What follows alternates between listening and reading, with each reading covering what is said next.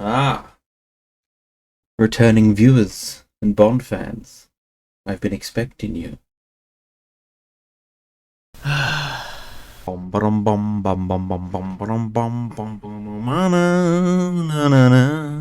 Sorry, I had to record that so that I could use it as background music because I'm monetized now. So, you know, copyright. That's going to be playing throughout the background of the entirety of this video. Don't click off, it's fine.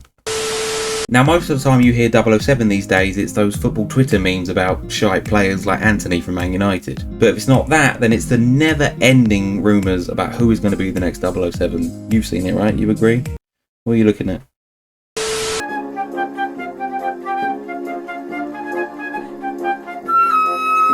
I'm going to record the rest of my bit. The bit nobody gives a shit about. Idris Elba, Tom Hardy, Cillian Murphy, Tom Hiddleston. That's another question. What footballer would you cast as Bond?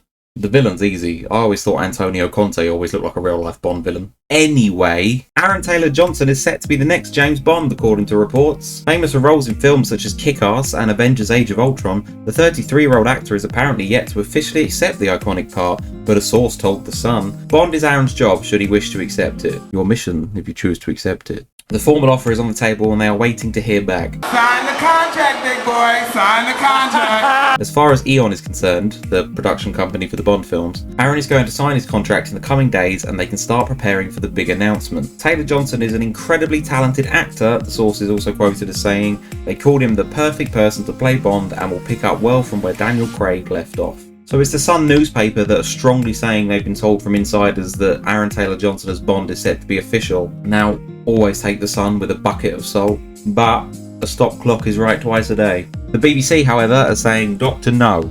The BBC has approached Taylor-Johnson. Eon Productions, which makes the Bond films, has said they don't comment on speculation. However, a production insider has told BBC News that there is no truth in the rumours. Him being referred to as a Marvel star really threw me off because Age of Ultron feels like 20 years ago at this point, and I think we've all just forgotten that Kraven is still going to be a thing.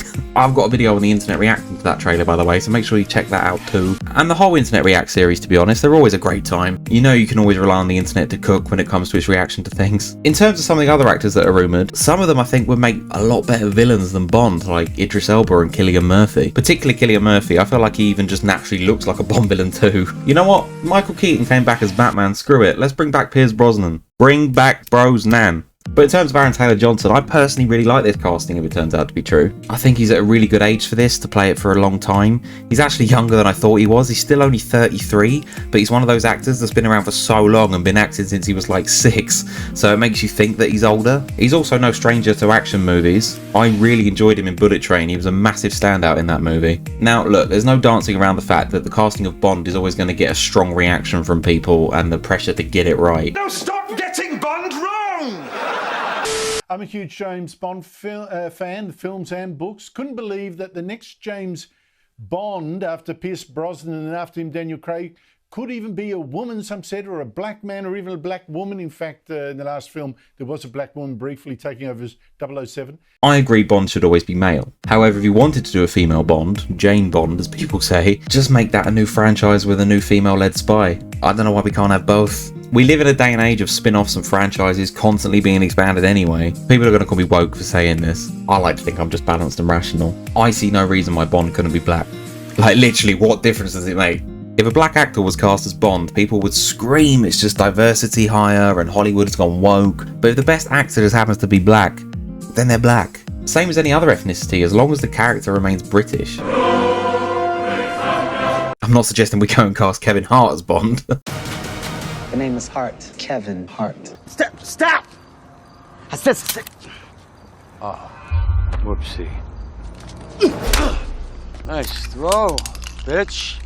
If Idris Elba kills it in his audition for Bond, great. Then it turns out the best actor just happened to be black. He was Diamonds Are Forever rumoured to be playing the next Bond, and he's actually spoken out about it. Being, asked to be James Bond was like, okay, you've sort of reached the pinnacle, that's kind of one of these things that the whole world sort of has a vote in. Right. Those that weren't happy about the idea made the whole thing disgusting and off-putting, because it became about race and it became about just nonsense, dude. And I got the brunt of it. This is the same argument I had about the Marvels, and I know I'm going to get a load of dislikes for this, but I don't care, it's good engagement, so dislike away. But not every movie that's female-centric or has a gay character means it's woke. These people do exist.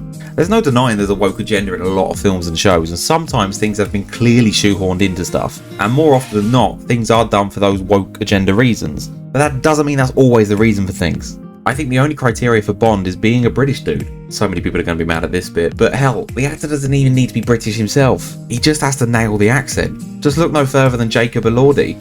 This is actually a good one. This is Milo. And Milo is an Australian chocolatey drink. My great-grandfather started it when his son died in the war. But yeah, keep Bond a guy, keep his character suave, womanizing, arrogant, witty, uber charismatic and sophisticated. Oh my god, I just described someone very close to me. What's that comment section? Sounds like you, James. Oh, stop. Oh, stop it. You'll make me blush. Oh. Embarrassing as backfire, isn't it? Oh dear. But for real, if you wanted to do a female Bond, I'd make a new character in the same universe who could have their own movies. Maybe sometimes intertwined with the Bond ones, I don't know. So what do you guys think? Do you even think these reports are true? Would you want them to be? Do you think Aaron Taylor-Johnson would kick ass as Bond? Who do you want to see as 007? Let me know down in the comments below. Aaron Taylor-Johnson has not been cast as the new James Bond. Oh, for f***'s sake! Embarrassing. Waste of our time. Waste of our time. I did put a question mark in the thumbnail.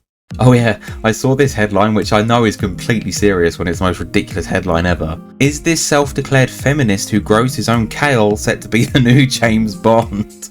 And somebody said license to kale was right there. I was going to go with green finger, but this is way better. Somebody else said a view to kale. Beef and let die. Quantum of salad. The producer of a Bond is called Barbara Broccoli as well. So he's perfect for this franchise. He fits right in, doesn't he? Rhubarber broccoli? No, we're gonna stop it there, otherwise this will be a 40-minute video. He should marry Anya Taylor-Joy, and then would be Aaron and Anya Taylor-Johnson Taylor-Joy. It would be like that Catherine Tate sketch. In lane 1, Chloe Taylor-Thomas. In lane 2, Thomas Taylor-Thomas. In lane 3, Imogen Fitzroy-Ferguson. In lane 4, Fergus Fitzroy-Ferguson. In lane 5, Amelia Harvey Henry. And in lane 6, Henry Harvey Henry. But seriously, please keep the stash. No! We can't have an Anchorman Bond! Forget that other guy, this is who I want to play James Bond. Oh no. Today I'm going to teach you about one of my favourite guitar chords known as the James Bond chord. Firstly, listen, I don't know who you are, I don't know why you're here, but I've seen you've got towels for curtains in your house. I think that's a bedsheet, but you get the joke. Very famous for being in most, if not all, of the James Bond films. And it usually happens after he says one of his infamous lines like, oh, Mr. Goldfinger, yeah, come in. We've got space for you to have a haircut. Come on, sit down here. Joking, dickhead. I'm not really a barber. I'm James Bond. Short back and blow your head off. Twat!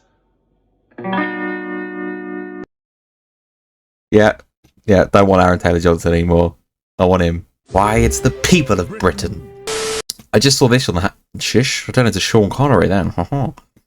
I just saw this on the hashtag, and I thought this gif was actually a great metaphor for the rumours of Aaron Taylor-Johnson being Bond being a lie. Before I go, fun story. I once worried that I blew up Bond.